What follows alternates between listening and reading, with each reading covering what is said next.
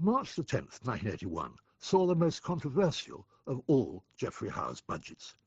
Deeply unpopular at the time for its sharp reductions in public expenditure, it's now recognised as having laid the foundations for the economic recovery of the 1980s.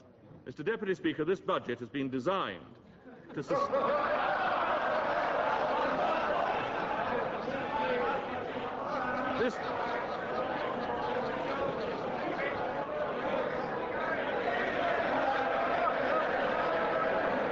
This budget has been designed to sustain the fight against inflation, and to help redress the balance of the economy in favour of business and industry. It's only by giving priority to those objectives that we can strengthen the basis for sustained economic advance. We shall continue to pursue our strategy. Almost 3 weeks later, the Chancellor got a nasty shock.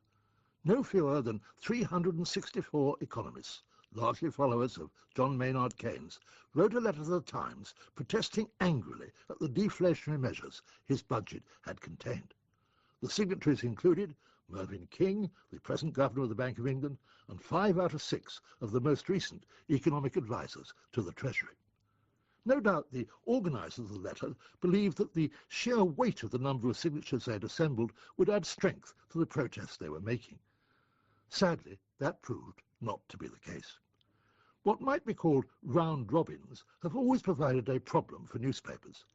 Leon Pilpel, the letters editor of the Times in 1981, explains, it was sort of absurd to attempt to run a sort of 1 or possibly 2 short paragraph letter and then attach 364 names to it. By the time you put in a description of who all these people were, it would have exceeded, well, goodness knows how much space it would have occupied. So it was decided to treat it as a news story on the front page and record the fact that all these people had written, but not to run it as a letter as such on the letters page, because it just wasn't practical. If the organisers of the protest had possessed even a little journalistic understanding, they would have foreseen that snag in advance. Instead, they had to settle for the Times' own solution, which was a slightly odd one of publishing the contents of the letter on the front page under the heading "Monetarism Attacked by Top Economists," and then following it up the next day with the full list of signatories and the jobs they either had held or were currently occupying.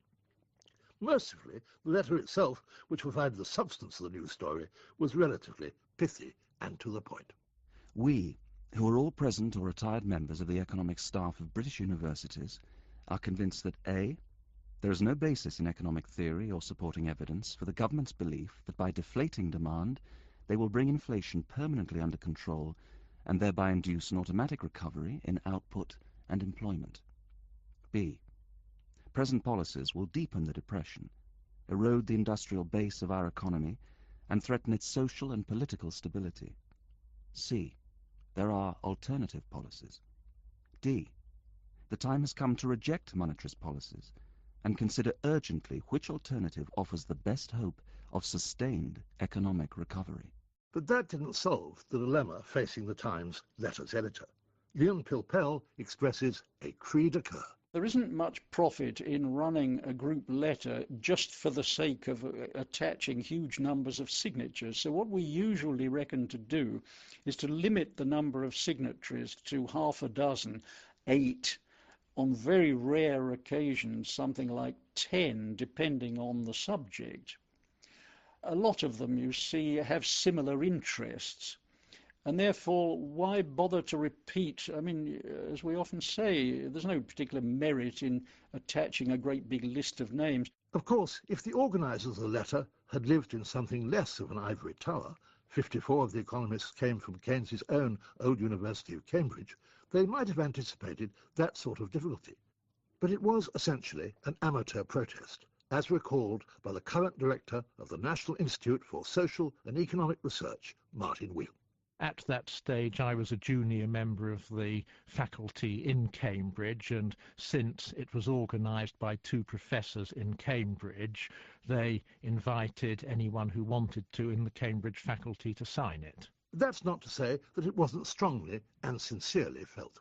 I think they probably thought that a public statement would show that there was a large body of professional opinion which didn't accept what Mrs. Thatcher's government was saying, that although she was arguing that it was clear-cut that controlling the money supply would bring inflation down and transform the economy, in fact there were a lot of highly respected people who were very doubtful of that. But what about the central character at whom the entire denunciation was aimed? Why, for example, did Geoffrey Howe not find it necessary to make any reply, though the Treasury did issue a rather tepid, bureaucratic statement the next day, saying that it had read with interest the 4 points to which the 364 economists subscribe? The Chancellor himself, however, preferred to keep his own counsel. It made its own thunderbolt impact. I don't think I ever contemplated a personal reply. Chancellors don't normally demean themselves to the point of replying to letters in the Times directly. The most effective means of communicating my message about this tough budget were the Jimmy Young programme on the day after the budget and the Robin Day Question Time programme the day after that. Both those programmes were then still grown up enough to enable one to make serious presentations.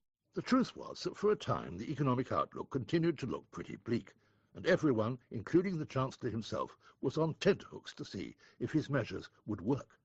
But it was in the end Geoffrey Howe who had the better of the argument, because his deflationary medicine began to take its effect.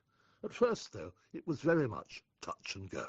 I don't know when I thought we were proved right. I began in the summer following the budget, drawing attention to the fact that the recession was over. That was a bit imprudent because it was only barely perceptibly over. But 2 or 3 years on, when inflation had come well down and growth was well established, then I had no doubt whatsoever we were right. But where did that leave those 364 distinguished economists who had issued such dire warnings? Had they merely overplayed their hand, or simply been downright wrong? Martin Wheel, looking back over more than 20 years, remains relatively unrepentant. I don't think the economists were wrong. What we said was that controlling the money supply wasn't the way to go about controlling inflation, and experience has borne that out. Throughout the 1980s, the money supply remained out of control, although inflation did come down. Of course, by the late 1980s, the government essentially abandoned the policy of monetary control and decided that joining the ERM would be a better way of running things. In 1992, that policy unravelled, and they then adopted the policy of inflation targeting, which we live with now. So you might say that it took the government more than 10 years to learn what the economists had been saying in 1981. The only qualification I'd add to that was that in 1981, no one was actually calling for inflation targeting, although there were some ideas that were rather similar. But he goes on to admit at least one peripheral error. We said that the policies were likely to lead to social unrest, and I think it would probably have been better if economists hadn't expressed a view on that. Certainly it didn't happen. What we saw, particularly after the miners' strike of 1984, was that industrial unrest declined, and the worries that people might have had at the time of the Brixton riots and so on, there have been occasional similar riots, but I don't think one could say that that forecast was true, and with hindsight I don't think we should have made it. Lord Howe, on the other hand, remains convinced that on the main argument, the economic one, his position has been fully vindicated.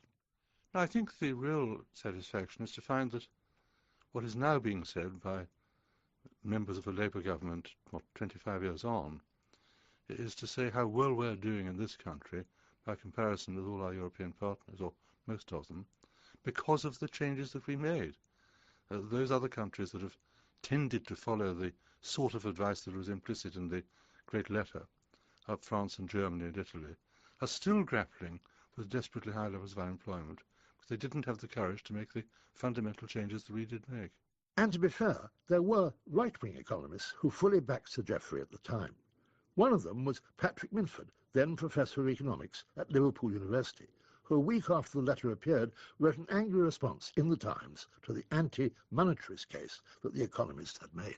The 364 Keynesians who signed last week's statement attacking the government's handling of the economy have forgotten some salient facts which would not have escaped their master. To carry out the reversal of the inflationary process, to break the inflationary psychology, political courage and determination of a high order are necessary because of the short-term pressures that are generated. The strong vested interests on the expenditure side, the unpopularity of higher taxes, the temporary misery of the initial recession. At a certain point in this process, the siren voices murmuring easy options can become irresistible. The minds of ministers untrained in economics can hardly be blamed for being easily seduced. But hard-headed professionals require a most severe censure if they back such nonsense. Powerful stuff, but the well-known monetarist Patrick Minford hadn't finished with his enemies yet. Economic analysis can help to identify solutions, but the economist who downs tools to sign petitions for apparently political ends is playing a dangerous and dishonest game, even with 363 others. Margaret Thatcher was so delighted by this robust defence of the government stance that she personally rang Professor Minford up to congratulate him. And of course the government didn't listen, or betray any sign even of having heard the criticisms that the 364 economists had made. Martin Wheel. I don't think I was disappointed by the response. I didn't expect the government to listen to it and immediately sort of drop what it was doing and try and do something else. They say that the darkest hour comes before the dawn, and for his part, Sir Geoffrey, having had a tough time of it during the summer of 1981, could afford by the autumn to sound a little more self-confident. He certainly didn't feel he had any apologies to offer to the 364 eminent economists who in the spring had condemned him, bell, book and candle. They certainly weren't right, because they didn't even offer a prescription. All they said was that I was wrong, said there are other ways of tackling it. They didn't specify which. Imagine how long 364 economists would have argued about the right way. They offered no prescription. They said we were heading for disaster. It was from that moment on, actually, that our economic growth began to recover, for what turned out to be a very long period indeed. And inflation, our main enemy, came down from then on. So how wrong can you be? It was only in October that sheer naughtiness finally entered his soul. This is the little joke he risked making to himself then, and has confessed to having repeated on a number of occasions since. Well, when I was flying back from the IMF meeting in Washington 6 months after the 1981 budget, I conceived this definition that an economist is a man who knows 364 ways of making love, but who doesn't know any women. That's about the judgment I made on them 6 months after the famous letter. Which, I suppose, is another way of saying that he who laughs last, laughs longest.